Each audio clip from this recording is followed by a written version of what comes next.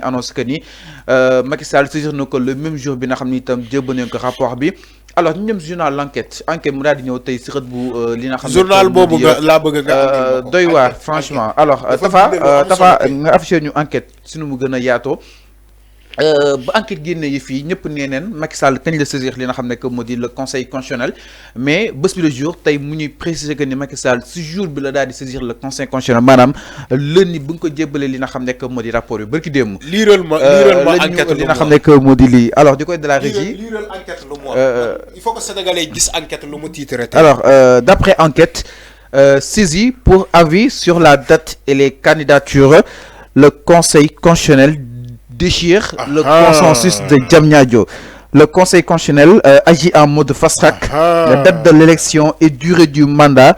Les 16 sages restent sur leur position exactement. Alors, il va maintenir l'invalidation de la candidature de Karim Wade.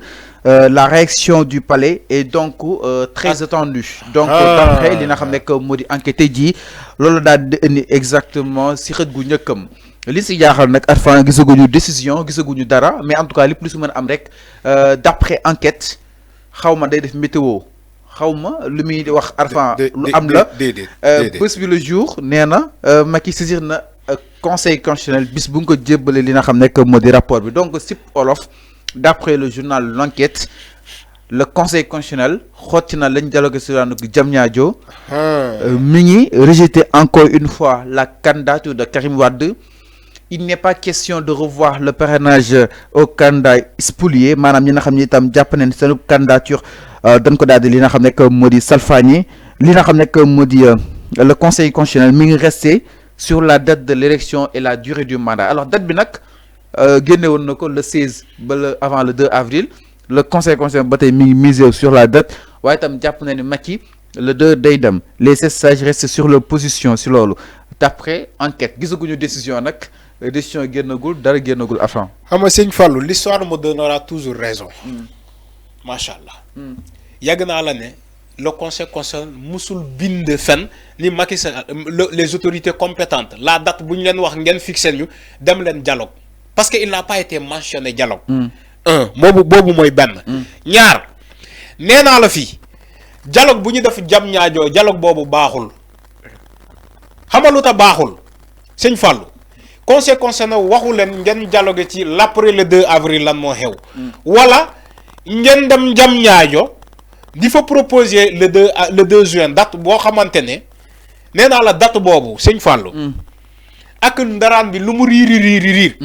le dernier mot revient au conseil constitutionnel waxuma la ko fii. moom mooy xool ndax mën na valider date boobu ou pas aujourd'hui moo tax ma ne la demal direct ci enquête parce que gis naa ko. loolu c'est pas de la météorologie. loolu moo am. mais le conseil constitutionnel jot na rapport bi dama lay wax information. avant ana décision bi. le conseil constitutionnel jot na rapport bi. mais ana décision bi ñu war a rendre public. xam nga conseil constitutionnel lu mu tontu. dina génnee décision bi xam nga lu mu tontu ba mu jotee rapport bi. dafa ne date boobu seen date la date boobu baaxul. le 2 juin bi. oui. dafa ne date boobu moom santaane wu ko baaxul c'est pas de la météorologie loolu moo am conseil jot na rapport bi fast track la taf Macky Sall jox na ko jot na rapport bi ba ne moom d'accordul ci date boobu lu daj ci rapport bi la xotti d'accordul. mais enfin lu tax affaire bi jubul mais d'accordul jëmul kaw en fait. c'est que sëñ bi c'est que mais lu tax jëmul kaw foog ngeen comprendre une chose jot ak kañ lañ. foog ngeen comprendre une chose rapport bi. gis nga dialogue boobu kese dialogue boobu ñu def dialogue boobu bokkul ci constitution c'est un dialogue anticonstitutionnel bokkul.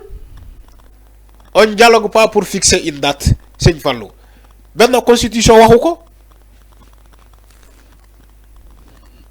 dialogue fixé wul date élection chaque jour ma wax la ko fi. d'après toujours l'enquête journal enquête précisé. ma ne la date là le conseil constitutionnel ne l'a pas validé et il ne va pas le valider même candidature Karim Wade bu ñuy wax nii le conseil constitutionnel dafa ne moom xas na ba addu tëj na liste yi définitivement tëj na ko à moins que ñu am beneen événement surnaturel beneen candidat jot a ñàkk bakkanam safrula la ñaanuñu ko yàlla ñu gudd fan ñu fa nekk ci liste bi dans ce cas dina am modification encore de la liste wala ñu dem ba jàpp beneen candidat bu am double nationalité mu déclaré ñu def encore modification de la liste mais nekkul ay bëgg nit parce que son dossier a été rejeté bien dès le départ ñu ne non kooku dañuy manigancer pour mu ñëwaat ci jeu bi Karim Wade loolu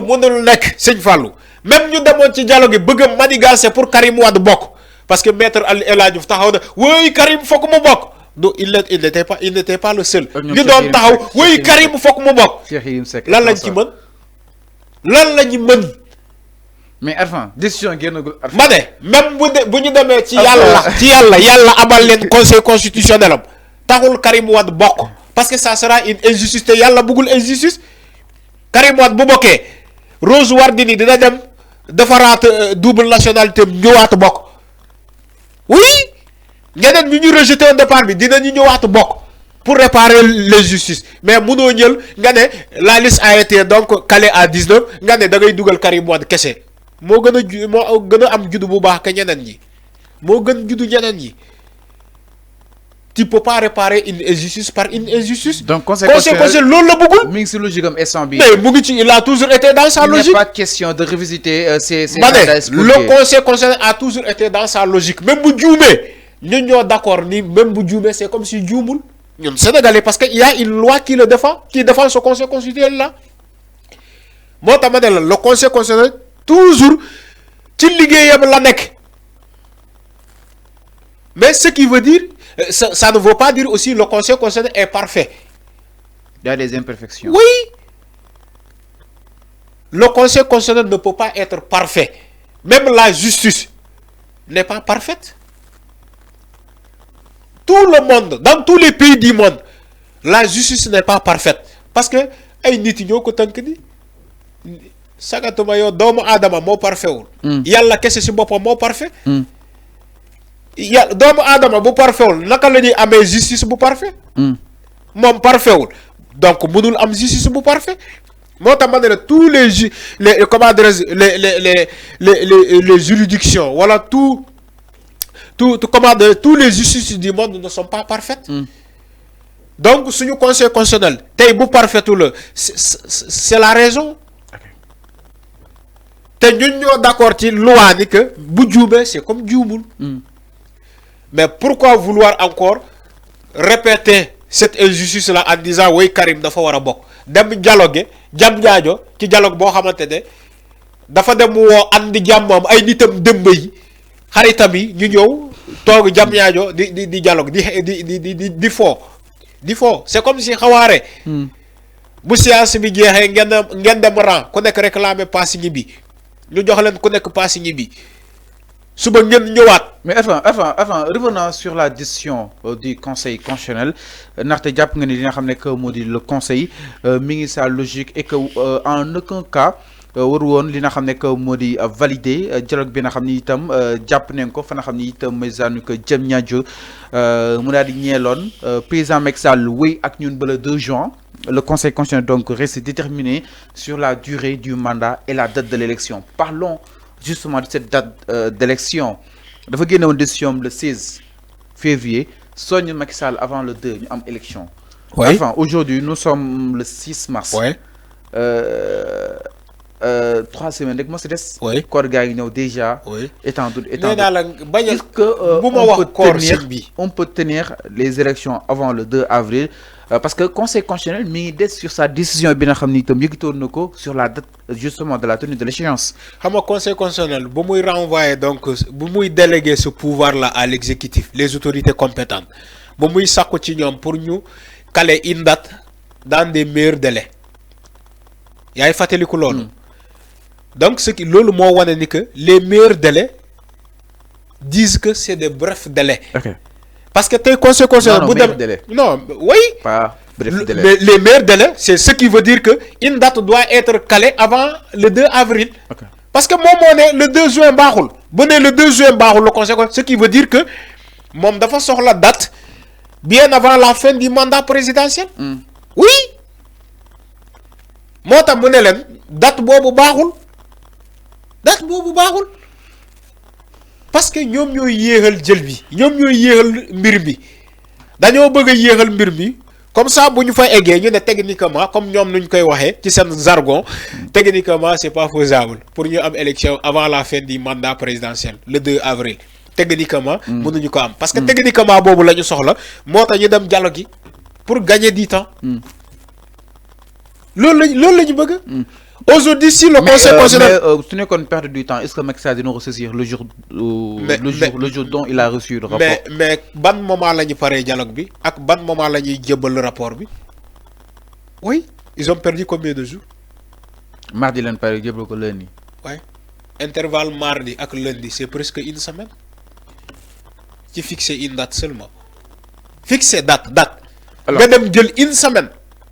Maître Doudou Ndoye mi ngi alerte. Oui. Maître Doudou Ndoye nee na après le refus du Conseil constitutionnel. Oui. On peut assister à sa dissolution. Alors kaddu yi nga xam ni itam yëkki na ko allez-y si Maître Doudou Ndoye laataa mi ñëw si kaddu yi nga xam ni itam moom Maître Doudou Ndoye yëkki na ko après li nga xam ne que moo di ce refus aujourd'hui ñu ngi dem vers un probable li nga xam ne que moo di dissolution bu li nga xam ne que moo di Conseil constitutionnel. mais xam nga boo dissoudre Conseil constitutionnel bu amee Conseil constitutionnel beneen bu bees de continuer de jouer sur la décision du passé, du Conseil constitutionnel précédent. Oui. Xamoo loolu. Oui. C'est des textes, c'est sacré. Bon, amee beneen Conseil constitutionnel de continuer de jouer sur une décision qui a été déjà rendue. OK. Sur une décision qui a été déjà rendue.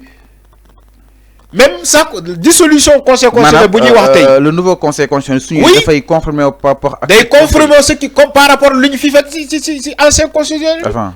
Oui. Avant l'équipe de la Sénat fii leen doon signé day confirmer. ma ne du benn changer directoire. dama ne du benn laa wax. du benn.